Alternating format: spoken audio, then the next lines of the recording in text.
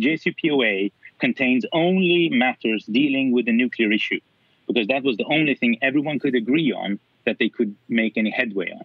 It wasn't because people were turning a blind eye to things, but because they needed to compartmentalize one issue where they could make headway. Otherwise, the Russians and the Americans could bring in Ukraine and whatnot. So they stuck to this thing, and they did as best they could. And I find it quite arrogant to actually believe that the rest of the world, and more particularly the UN Security Council permanent members in Germany, would be so stupid, as it were, to sign on to something that didn't work. And the only ones who could see that light would be the Trump administration. Secondly, the sunset clause does not give Iran free leeway. It removes some particular draconian rules that Iran has to adhere to, but Iran will have to ratify the additional protocol and stick to all kinds of inspections.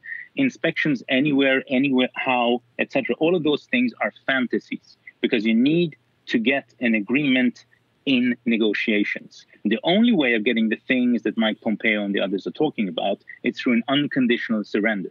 And so far, everything an American president from Ronald Reagan onwards had thrown at Iran has not resulted in unconditional surrender. So Obama administration did the best they could, and so did the rest of the UN Security Council permanent members in Germany.